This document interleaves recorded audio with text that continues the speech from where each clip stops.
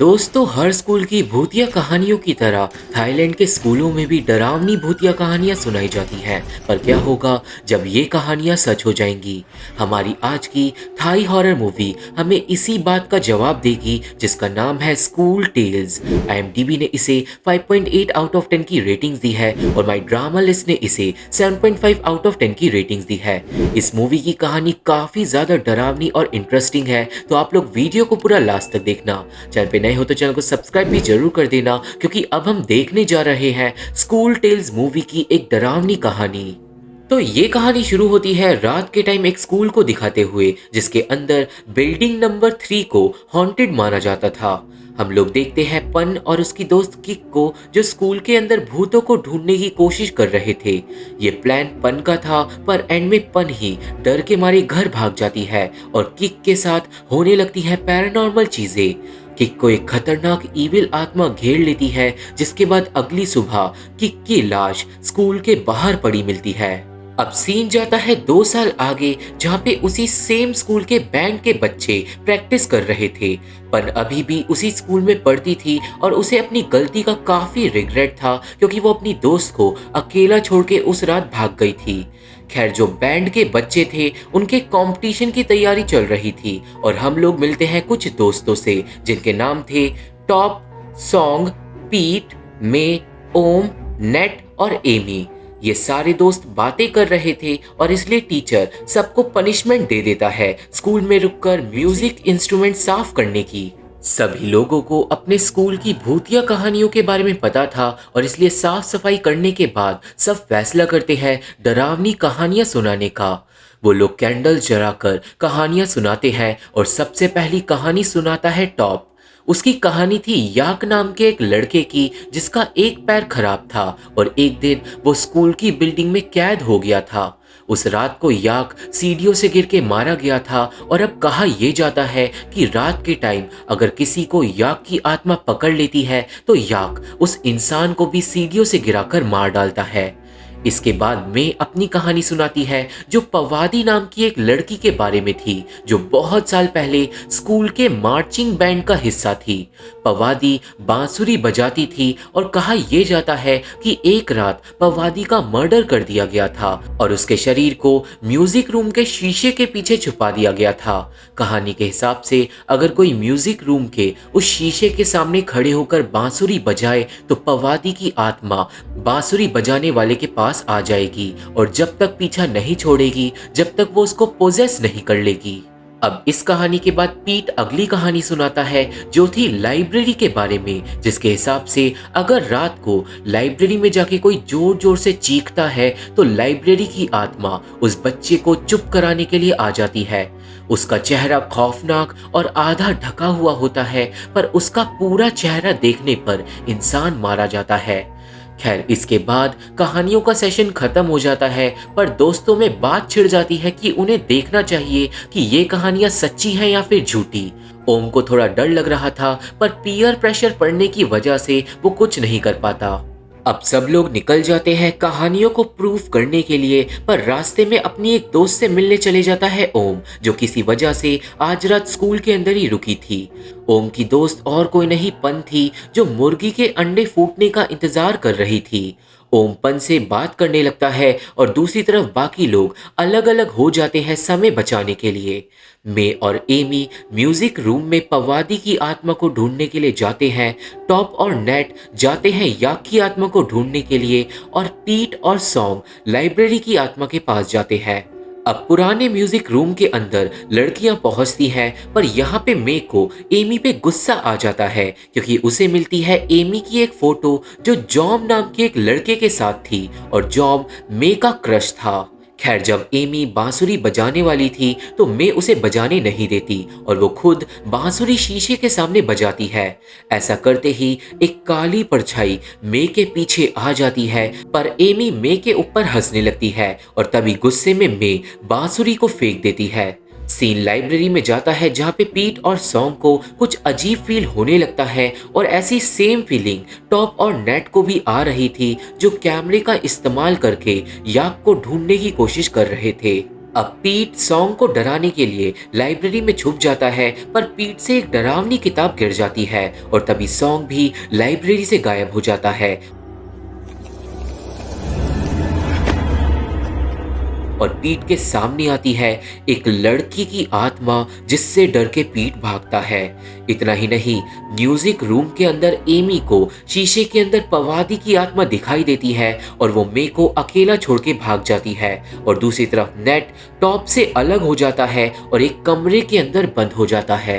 Net को याक की आत्मा की झलक दिखाई देती है और आत्मा बार बार बोल रही थी, कहाँ कहाँ कहाँ।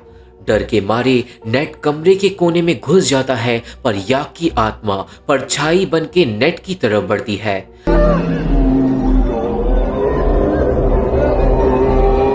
दूसरी तरफ पीट को लाइब्रेरी में डर लग रहा था कि तभी एक शेल्फ के अंदर से कोई किताबें खींचने लगता है, जो और कोई नहीं, लाइब्रेरी की खतरनाक आत्मा थी, जो पीट को शांत होने के लिए बोलती है और पीट डर के मारे चिल्ला पड़ता है। अब थोड़ी देर बाद ओम को दिखाते हैं, जिसे आता है सोम का फोन और हम लोगों को पता चलता है कि नेट, पीट और मे ये तीनों लोग गायब हो गए हैं। ओम को लगता है कि वो तीनों लोग घर चले गए होंगे और वो सॉन्ग को भी यही बोलता है। खैर, अकेले चलते चलते ओम को भी डर लग रहा था कि तभी पन वहां पे आ जाती है और जब उसे पता चलता है कि तीन लोग गायब हो गए हैं तो थोड़ा पन डर जाती है, पर वो बिना कुछ बोले अपने घर चले जाती है। अब सीन जाता है अगले दिन पे, जहाँ पे नेट, पीट और मे अभी भी गायब थे और आज पन ओम को साइंस लैब में मिलने के लिए बुलाती है। खैर, थोड़ी देर बाद क्लास में आ जाता है पीट, जो सही सलामत था। सॉन्ग पीट से पूछता है कि कल वो कहाँ गायब हो गया था और जब पीट बताता है कि उसने लाइब्रेरी के अंदर भूत देखा तो सॉन्ग को यकीन नहीं होता। अच्छी बात तो ये थी कि मे और नेट भी जिंदा थे, पर मे को अब एमी से जलन हो रही थी। हम लोगों को पता चलता है कि मे ने कल रात को बांसुरी फेंकने के बाद एमी को कन्फ्रंट कर दिया था जॉम को लेके, जिसके बाद मे गई थी बाथरूम के अंदर। मे को वहां पे कुछ पैरानॉर्मल फील हुआ था और उसके पीछे पड़ गई थी पवादी की आत्मा। वहीं दूसरी तरफ हम लोग देखते हैं कि नेट टॉप से गुस्सा है, क्योंकि दोस्तों कल रात को टॉप ने ही नेट को उस कमरे के अंदर बंद करा था, वो भी जानबूझकर, क्योंकि नेट ने म्यूजिक बैंड के अंदर टॉप की जगह ले ली थी। सब लोगों के बीच में अनबन हो गई थी, जिसके बाद हमें दिखाते हैं ओम और पन को। पन ओम को ले जाती है पुराने म्यूजिक रूम में, जहाँ पर वो बताती है कि भूतों की कहानियां एक सच से शुरू होती हैं, पर जैसे जैसे लोग एक दूसरे को वो कहानियां सुनाते हैं तो कहानी की सच्चाई धीरे धीरे खत्म हो जाती है और कहानियां धीरे धीरे बिल्कुल एक अर्बन लेजेंड में बदल जाती है। पन बताती है कि उनके स्कूल में भी जितनी कहानियां हैं उन सब की कुछ ना कुछ सच्चाई है, जो सब लोगों से अभी छुपी हुई है। पन के हिसाब से अब ओम और उसके दोस्तों की जान खतरे में है, जिसके बाद पन स्कूल की एक और कहानी सुनाती है, जो थी बिल्डिंग नंबर 3 के बारे में। बिल्डिंग नंबर 3 की कहानी 10 साल पहले शुरू हुई थी, जिसके हिसाब से अगर कोई रात के टाइम बिल्डिंग नंबर 3 के अंदर घूमे और लाइटों को चालू और बंद करे तो सामने आती है एक मास्क वाली आत्मा, जो अगली सुबह तक उस इंसान को मार डालती है। दोस्तों, ये कहानी सुन के हम समझ जाते हैं कि मूवी की शुरुआत में पन और किक ने इसी कहानी को प्रूव करना चाहा होगा, जिसकी वजह से किक मारी गई, पर क्यों, ये हमें एंड में पता चलेगा। यहाँ पर पन ओम को बता देती है कि शायद किक को भी बिल्डिंग नंबर 3 के भूत ने मारा था 2 साल पहले, और तभी मे म्यूजिक बैंड के ग्रुप के अंदर एक वीडियो भेजती है, वो भी लाइव। वीडियो के अंदर मे बिल्कुल पोजेस्ड लग रही थी और एंड में पवादी की आत्मा उसे पकड़ लेती है। इस वीडियो को सब लोग देख लेते हैं और ये साफ था कि वो सब फ्रेंड्स अब मुश्किल में हैं। सीन जाता है पीट पे, जो क्लास के दौरान सो जाता है और उसे आता है एक भयानक सपना। सपने में पीट अकेला था और लाइब्रेरी वाली आत्मा बोर्ड पे लिख रही थी, शट अप। पीट आत्मा से डरने लगता है, पर तभी आत्मा गायब हो जाती है और डेस्क के अंदर से निकलकर पीट को पकड़ लेती है और तभी सॉन्ग पीट को जगा देता है। पीठ पे सब लोग हंसने लगते हैं, पर तभी नेट दूसरी तरफ चिल्लाने लगता है क्योंकि उसे लग रहा था कि याक की आत्मा उसके पीछे पड़ी हुई है और बच्चे नेट पे भी हंसने लगते हैं। अब रात होती है और म्यूजिक बैंड के सारे बच्चे स्कूल में ही रुके थे प्रैक्टिस के लिए, सिवाय मे के जो अभी भी किसी का फोन नहीं उठा रही थी। खैर थोड़ी देर बाद मे अपने आप क्लास में आ जाती है, जो कुछ भी नहीं बोलती। वो एमी की बातों का जवाब भी नहीं देती और बड़े क्रीपी तरीके से चलने लगती है। अचानक ही क्लास की लाइट्स चले जाती है और मे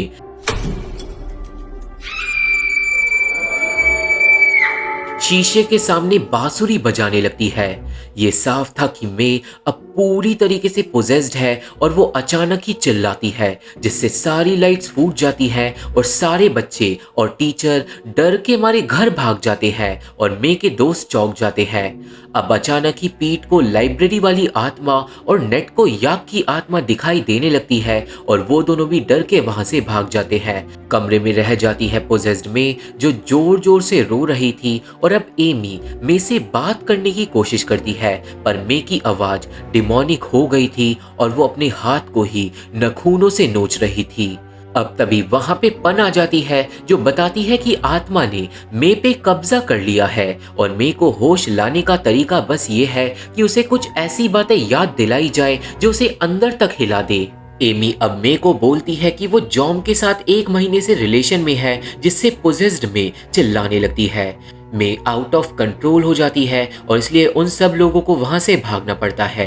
तीनों लड़के अब नेट और पीट को ढूंढने के लिए निकल जाते हैं और दूसरी तरफ नेट याक की आत्मा से बच के भाग रहा था। नेट के साथ पैरानॉर्मल चीजें हो रही थी और याक की आत्मा बस नेट से एक शब्द बोल रही थी, जो था कहाँ। अब तभी ओम, सॉन्ग और टॉप नेट को ढूंढ लेते हैं और उसे बचा लेते हैं और सीन जाता है पीठ पे। पीठ के पीछे पड़ी हुई थी लाइब्रेरी की खतरनाक आत्मा, पर लकीली उसके दोस्त उसे भी टाइम पे ढूंढ लेते हैं और अब वो सब लोग जाते हैं साइंस लैब में, जहाँ पे पन ने सबको मिलने के लिए बुलाया था। पर लैब के अंदर पहुंचने के बाद बाहर आ जाती है पोजेस्ड मे, जो थोड़ी देर बाद अपने आप ही बेहोश हो जाती है। अब मे को जब होश आता है तो उसके अंदर से आत्मा जा चुकी थी और अब सबको इन भूतों से छुटकारा चाहिए था। यहाँ पे अपन बताती है कि तुम लोगों ने कहानियों के हिसाब से वो हरकतें करी जो कहानी में करने को मना किया गया था और अब सारी आत्माएं अपनी अपनी कहानी की एंडिंग पूरा करने के लिए आ गई है। कहने का मतलब सबकी जान खतरे में है। पन बोलती है कि कल रात से पहले उन लोगों को इन भूतों की हिस्ट्री पता लगानी होगी, ताकि पता चल सके कि इन आत्माओं को रोकना कैसे है। इसके बाद सब लोग थक कर सो जाते हैं और हमें पता चलता है कि ओम पन को पसंद करता है। हमें यहाँ पे ये भी पता चलता है कि पहले पन भूतों से ऑब्सेस थी और वो उनके बारे में एक जर्नल में लिखा भी करती थी, पर किक की मौत के बाद से पन ने भूतों से दूरी बना ली। खैर अगले दिन उन सब की रिसर्च स्टार्ट होती है और टॉप, नेट और पन आते हैं उस जगह पे जहाँ पे याक मरा था। याक के बारे में पता लगाने के लिए वो लोग छानाबीनी स्टार्ट करते हैं और दूसरी तरफ एमी, सॉन्ग और ओम को छानाबीनी करते वक्त पवादी की एक फोटो मिलती है। दोस्तों, पवादी की आत्मा ने ही मे को पोजेस कर रखा है और अब ओम पन के साथ मिलके उस साल की फोटोज को चेक करता है जब पवादी मरी थी। उन दोनों को फोटोज से पता चलता है कि पवादी म्यूजिक बैंड का तो हिस्सा थी, पर उसे कोई इंस्ट्रूमेंट बजाने को नहीं मिलता था।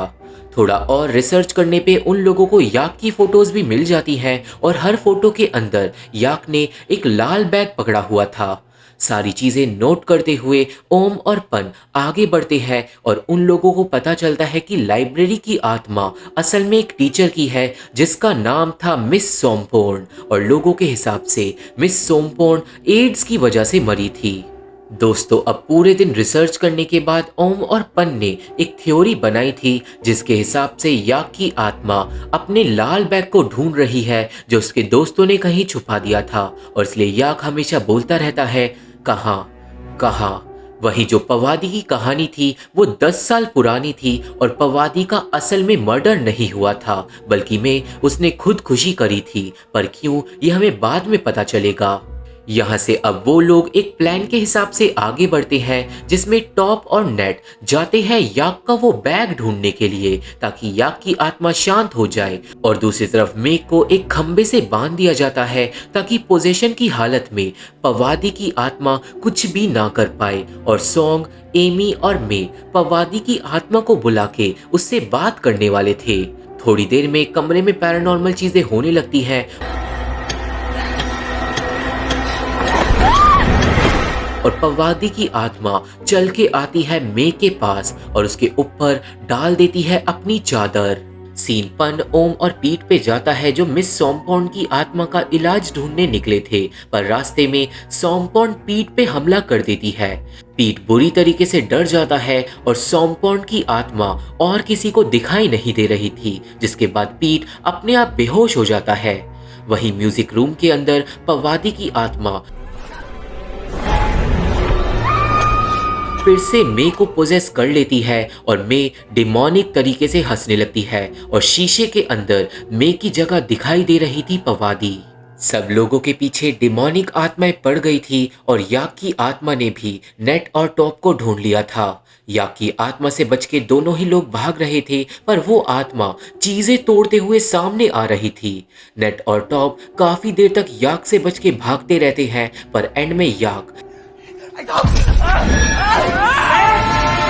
नेट को पकड़ के अपने साथ ले जाता है और दूसरी तरफ पोजेस्ड में आजाद हो जाती है और एमी का गला दबाने लगती है। अब सीन जाता है पीट पे, जो रियल लाइफ में तो बेहोश था, पर मिस सॉम्पॉन्ड की आत्मा उसकी आत्मा को कहीं और ले गई थी। उस अजीब काली जगह पे कई सारे दरवाजे थे, पर तभी वहां आ जाती है सॉम्पॉन्ड की इविल आत्मा। रियल लाइफ में ओम पन को पीट के साथ छोड़कर लाइब्रेरी भाग जाता है, क्योंकि दोस्तों ओम को सॉम्पॉन्ड के बारे में कुछ चीजें याद आ रही थी और वो चीजें क्या है ये हमें जल्दी ही पता चल जाएगा। वहीं दूसरी तरफ पीट को याक की आत्मा घसीटते हुए लेके जा रही थी और याक पीट को पकड़ के उसका गला दबाने लगा था, पर तभी टॉप ढूंढ निकालता है याक का बैग। अब इससे पहले याक पीट को मार पाता, टॉप याक को उसका बैग दे देता है और अपने बैग को देखकर याक की आत्मा बिल्कुल नॉर्मल हो जाती है और बिना कुछ बोले अपना बैग लेके चले जाती है। मतलब पीट बच गया और उस आत्मा को शांति मिल गई।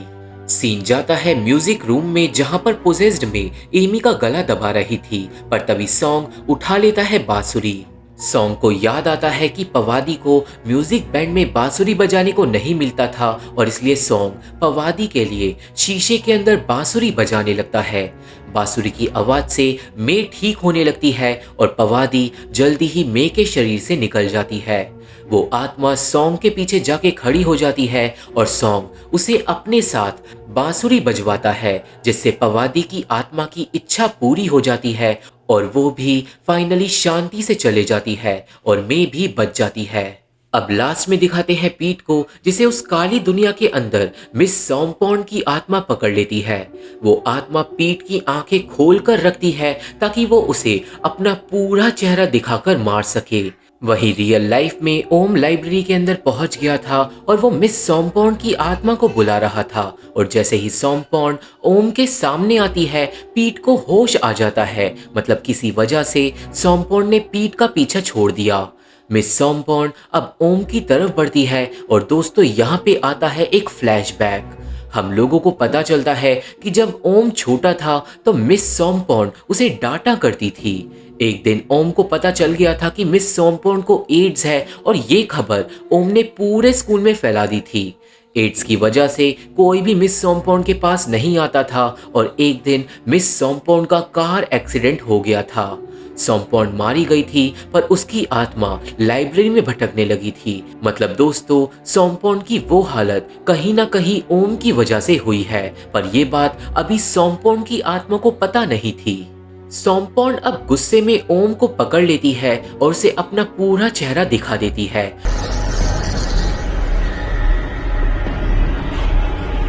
जिससे ओम के चेहरे पे छाले पड़ने लगते हैं। ओम धीरे धीरे मरने लगता है, पर तभी ओम अपनी गलती मान लेता है। ओम सॉम्पॉन्ड को बता देता है कि उसी ने एड्स वाली खबर स्कूल में फैलाई थी, जिसके लिए वो शर्मिंदा है। ये बात सुन के सोमपोंड की आत्मा को भी शांति मिल जाती है, क्योंकि सोमपोंड जानती थी कि उस टाइम ओम बहुत ही ज्यादा छोटा बच्चा और नादान था। खैर, सोमपोंड भी अब गायब हो जाती है और ओम बच जाता है। लाइट्स भी वापस आ जाती है और सारे दोस्त फाइनली खुशी मनाते हैं।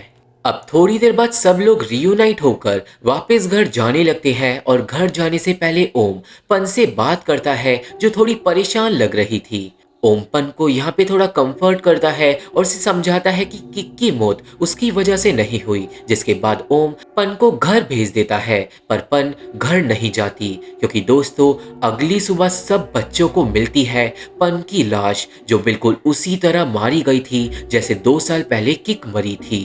ये देखकर ओम का दिल टूट जाता है और हम लोग भी चौंक जाते हैं कि पन अचानक कैसे मर गई। ओम पूरे दिन पन के बारे में ही सोचता रहता है और ओम को मिलती है पन की जर्नल, जिसमें जो था वो ओम को हिला देता है। दोस्तों, वो जर्नल असल में पन और किक दोनों की ही थी और उन दोनों ने सारी भूतिया कहानियां पहले से ही जर्नल में लिखी हुई थी। और इसका मतलब पन शुरुआत से ही जानती थी कि स्कूल में क्या हो रहा है और उसे रोकना कैसे है। ओम उस जर्नल से चौंक जाता है, जिसके अंदर बिल्डिंग नंबर 3 की भी कहानी लिखी हुई थी। वो कहानी भी 10 साल पहले शुरू हुई थी, पर ओम नोटिस करता है कि पवादी की कहानी भी 10 साल पहले ही शुरू हुई थी। तो आखिर दो कहानियां एक टाइम पे कैसे स्टार्ट हो सकती है? ओम को ये भी याद आता है कि किक भी बिल्डिंग नंबर 3 की कहानी की वजह से मारी गई थी, और इस बात का राज पता लगाने के लिए ओम रात के टाइम आता है बिल्डिंग नंबर 3 के अंदर। ओम कहानी के हिसाब से लाइट्स को जलाता और बंद करता है, जिसके बाद हॉलवे के सारी लाइट्स अपने आप जल जाती है।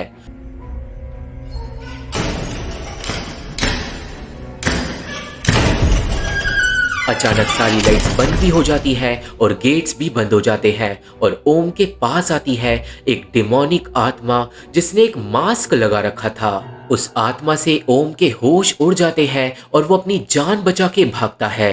वो भागते भागते नीचे वाले फ्लोर पे पहुंचता है, जहाँ पे उसके सामने अचानक ही आ जाती है पन। पन ओम को अपने पास बुलाने लगती है, पर ओम अच्छे से जानता था कि वो पन नहीं है। और यहाँ पे एक फ्लैशबैक के साथ हमें पता चलता है कि कल रात को हुआ क्या था। असल में दोस्तों, बिल्डिंग नंबर 3 के भूत ने पन के सामने किक का रूप ले लिया था, जिससे पन बहक गई थी और मौके का फायदा उठाकर उस भूत ने पन को मार दिया था। भूत अब अपने असली वाले रूप में आ जाती है और अपनी आंखें नोचने लगती है, जिसे देखकर ओम फिर से डर के मारे भागता है। वो डिमोनिक आत्मा कुछ ही देर में ओम को पकड़ लेती है और उसके हाथ को तोड़ डालती है। आत्मा ओम को सीढ़ियों से धक्का देके गिरा देती है और बेचारा ओम किसी तरह अपनी जान बचा के भागता है। एंड में एक क्लास के अंदर वो आत्मा ओम को पकड़ लेती है और उसे मारने लगती है, पर ओम बोलता है, अब बहुत हुआ पवादी। जी हाँ दोस्तों, ये इविल आत्मा और किसी की नहीं, पवादी की थी, और ये बात ओम को पता चल गई थी, और इसलिए वो बिल्डिंग नंबर 3 के अंदर पूरे प्लान के साथ आया था। अब ओम के सारे दोस्त एक एक करके क्लास के अंदर मोमबत्तियां लेके आने लगते हैं और सुनाते हैं एक अनसुनी कहानी। दोस्तों, ये कहानी थी पवादी की, जो क्लास में बहुत अकेली थी। उसने दोस्त बनाने के लिए म्यूजिक बैंड ज्वाइन करा था, पर उसे कोई भी बात नहीं करता था। वो घंटों तक शीशे के सामने बांसुरी बजाती रहती थी, पर उसका कोई भी दोस्त नहीं बना था।